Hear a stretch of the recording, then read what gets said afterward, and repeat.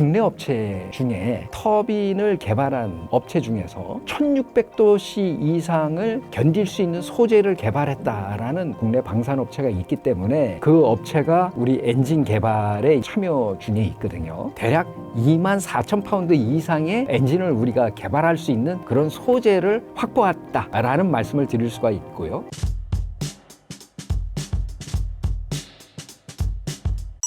최근 KTF 5500 엔진이 주목받는 이유는 무엇인가요? KTF 5500 엔진은 그 최대 추력 5,500파운드 터보팬 엔진을 개발을 한 겁니다. 금년 하반기면 이제 개발이 완료될 것이라고 얘기를 하고 있고, 그 엔진은 무인기에 활용할 거라고 저희는 알고 있습니다. 그래서 그거는 우리 국방과학연구소와 방산업체 간에 이제 개발이 완료가 된 것인데, 우리 최초의 터보팬 엔진 개발이죠. 터보팬 엔진 개발이고, 이것이 이제 우리나라에서 전투기용 터보팬 엔진을 개발을 하기 시작이다 라고 볼 수가 있죠. 그래서 이것을 시작으로 해서 저희가 16,000파운드급 전투기용 터보팬 엔진을 이제 개발을 할 계획으로 있고, 상당히 많은 기술을 이 5,500파운드짜리 터보팬 엔진을 개발을 함으로써 기술이 축적됐다, 이렇게 볼 수 있겠습니다. 근데 이제 이것을 전투기에 쓰기는 추력이 약하기 때문에, 하지만 이것을 무인기에 활용하기에는 괜찮은, 어느 정도 활용할 수 있는 그런 정도의 추력을 가졌다라고 말씀드릴 수 있겠습니다.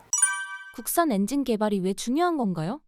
엔진 하나를 개발하는데 상당한 기간과 많은 돈이 들어가기 때문에 우리가 그 엔진을 사올 수만 있다면 사다가 쓰는 것이 좋다고 저도 개인적으로는 생각을 합니다. 그러나 예를 한번 들어보겠습니다. 저희가 KF-21을 개발하면서 선정한 엔진이 F414G400 엔진입니다. 그 엔진의 최대 추력은 말씀드린 것처럼 후기 연소기죠. 애프터버너를 사용했을 때 22,000파운드입니다. 그러나 이 세 개에는 그거보다 더 좋은 엔진이 많이 있습니다. 예를 든다면 F16에 들어가는 엔진은 지금 우리가 F16, F15에 들어가는 F110 엔진, F100 엔진, F110 엔진, 이것은 지금 우리 한화 에어로스페이스에서 라이센스 생산을 하고 있거든요. 그 엔진은 29,000파운드입니다. 29,000파운드인데 심지어 우리 한화 에어로스페이스에서 그것을 라이센스 생산하고 있음에도 불구하고 미국이 그걸 우리한테 사용하도록 허가를 안 해주고 있거든요.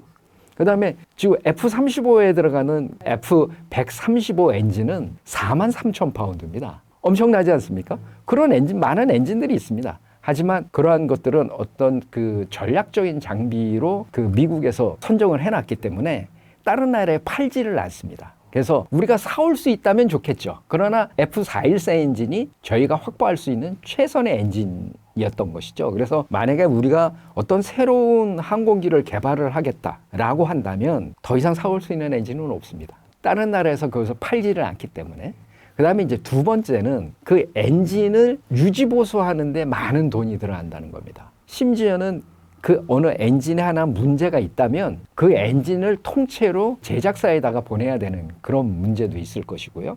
하지만 지금 F414 엔진 같은 경우는 우리 한화 에어로스페이스에서 라이센스, 즉 면허 생산을 하기 때문에 작은 결함 같은 것들은 이제 한화 에어로스페이스에서 수정을 하겠지만, 큰 결함 같은 것들은 미국으로부터 그 부품이 와야지만, 또는 어떤 경우에는 그걸 들고 미국에 가야 되지만 수리가 되는 그러한 문제점들이 많고요.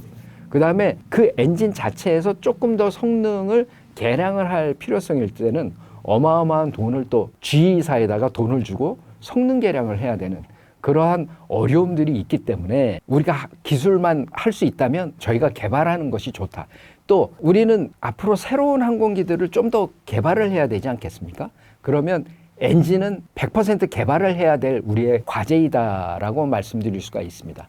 왜냐하면 다른 나라에서 새로운 엔진을 팔지를 않기 때문에, 그렇기 때문에 할 수 있다면 빠른 개발이 필요합니다. 이 엔진은 그 항공기의 성능과 직결됩니다. 엔진의 추력이 세면 무장도 많이 하고 또 기동 성능도 좋아지고, 그렇기 때문에 엔진이 고성능이면 고성능일수록 더 좋아지는 것이고요.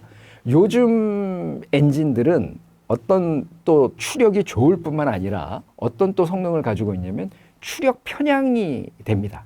추력 평양이라는 것은 그냥 보통 엔진을 갖고 있는 항공기 같으면은 선회를 하려면 이렇게 멀리 원을 그리면서 선회를 하나, 추력 편향 항공기 같으면은 갑자기 이렇게 쭉쭉 꺾어지는, 왜냐하면 엔진의 추력이 방향을 변화를 시키거든요. 그래서 많은 그 영상에서 보셨는지 모르겠습니다만 F-22 항공기가 기동할 때 보면 바로 여기서 기술을 들어버립니다. 일반적인 그 엔진을 가진 항공기는 여기서 기술을 들을 때 이렇게 원을 그리면서 기술을 드는데 F-22 항공기 같은 경우는 여기서 바로 끌어버리고 위로 올라가다가 다시 또 거꾸로 이렇게 수직으로 끌어당겨버리는 그러한 형태를 가지고 있고요. 그 다음에 슈퍼크루즈라고 그래서 후기 연소기를 사용하지 않고 일반 우리는 그 밀리터리 파워라고 하는데요. 밀리터리 파워 상태에서 초음속이 가능합니다. 그거를 또 지속해서 오랜 시간 유지를 할 수 있습니다. 그런 뛰어난 성능을 많이 가지고 있기 때문에 더더욱이 그 항공기의 성능이 좋아지는 것이죠. 예를 든다면 근접 공중전 같은 건데요. 근접 공중전에서는 적기를 격추시키기 위해서는 기총을 쏘거나 아니면 단거리 적외선 미사일을 씁니다. 그럼 단거리 적외선 미사일을 쓰려면 이 앞에 적기가 계속 회피하기 위해서 선회를 하죠. 다방구라는 놀이를 해보셨나요? 술래가 상대방을 잡기 위해서 막 쫓아가면은 빙글빙글 돌면은 빨리 이렇게 가파르게 선회를 하면은 바깥으로 튕겨져 나가지 않습니까? 그죠? 자동차도 마찬가지고요. 그러기 위해서는 튕겨나가지 않기 위해서는 안으로 들어와야 되는데 이 안으로 들어와야 되기 위해서는 많은 에너지와 중력가 속도를 가져야 됩니다. 그러나 만약에 추력 편향된 항공기라면 여기서 바로 꺾어서 안으로 넣을 수가 있겠죠. 그러면 쉽게 적기를 격추시킬 수 있는 이런 능력.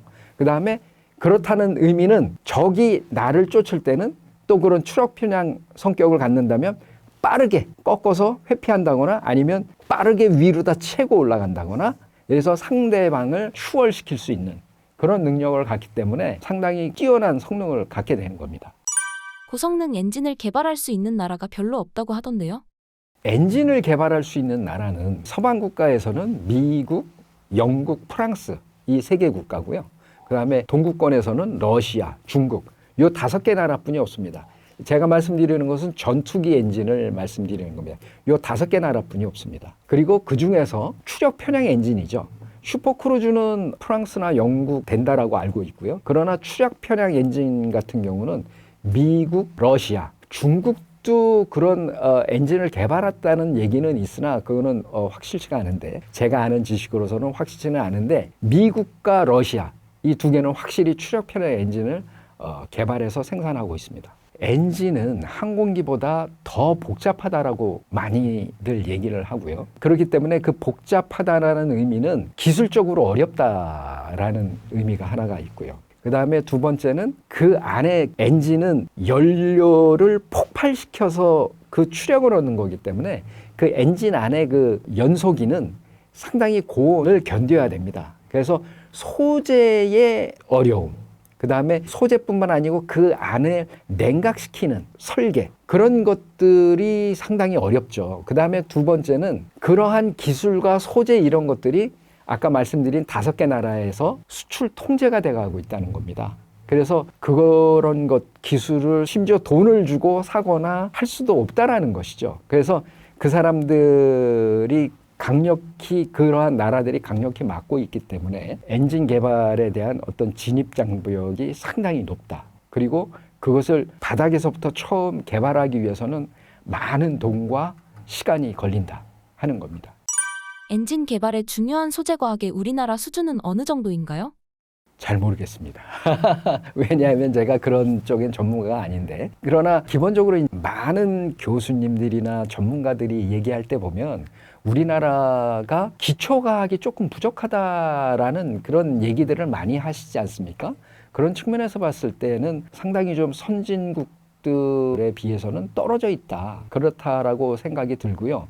하지만 이제 엔진만 봤을 때는 이런 말씀을 저는 드리고 싶습니다. 우리 KF-21이 사용하고 있는 F414 엔진의 터빈 쪽의 그 최고 온도는 대략 섭씨 1500도씨라고 알려져 있습니다. 섭씨 1500도씨의 온도를 견디는 그런 엔진이라면 아까 말씀드린 것처럼 추력이 22,000파운드가 나온다는 것이죠. 그래서 통상적으로 기본적으로 이제 그 엔진의 여러 가지 조건에 따라서 틀리겠지만 룰 오브 썸, 흔히 얘기하는 뭐 그럴 거야, 그 정도면 이럴 거야라는 그 룰 오브 썸에 따르면 터빈이 견딜 수 있는 온도가 100도씨가 올라감에 따라서 추력은 대략 10%가 상승한다 라는 얘기가 있습니다. 그런데 우리나라 국내 업체 중에 터빈을 개발한 업체 중에서 1600도씨 이상을 견딜 수 있는 소재를 개발했다라는 국내 업체가 있습니다. 국내 방산업체가 있기 때문에 그 업체가 우리 엔진 개발에 이제 지금 참여 중에 있거든요. 그 업체가 1600도씨를 실질적으로 개발했다라고 하면 F414 엔진이 1500대씨에 22,000파운드이지 않습니까? 그러면 거기에 10%면 대략 24,000파운드 이상의 엔진을 우리가 개발할 수 있는 그런 소재를 확보했다라는 말씀을 드릴 수가 있고요. 그런 의미에서 본다면 앞으로의 터보팬 엔진, 전투기용 터보팬 엔진을 개발하는 데는 큰 산은 넘어갈 수 있는 거 아닌가, 이런 생각이 좀 듭니다. 두산 에너빌리티는 이제 발전소용 스터빈 엔진을 개발을 했는데 이 터보팬 엔진도 가스터빈 엔진이랑 거의 같은 그런 어떤 원리거든요. 그 대신 그것을 얼마만큼 작게 만들고, 그 다음에 항공기용 엔진에는 엔진에 붙는 여러 가지들이 많이 있습니다. 뭐 제너레이터도 붙어야 될 것이고, 그 다음에 하이드롤릭 펌프도 붙어야 될 것이고, 그 엔진에서 나오는 동력으로 여러 가지들을 움직여줘야 되기 때문에 이러한 것들에 대한 설계 능력, 그 다음에 기술적인 문제, 이런 것들이 좀 해소가 돼야 될 것이고요. 또 한편으로는 우리 한화 에어로스페이스는 또 그 라이센스 생산을 많이 해봤기 때문에 그러한 기본적인 어떤 설계 개념을 다 가지고 있으니까 제가 판단할 때는 국방과학연구소가 중심이 돼서 터보팬 엔진 15,000파운드 이상의 터보팬 엔진을 개발을 하면서 우리나라 그 국내 업체들을 잘 협조하게 묶어서 활용을 한다면 저희는 충분히 가능성이 있다고 봅니다.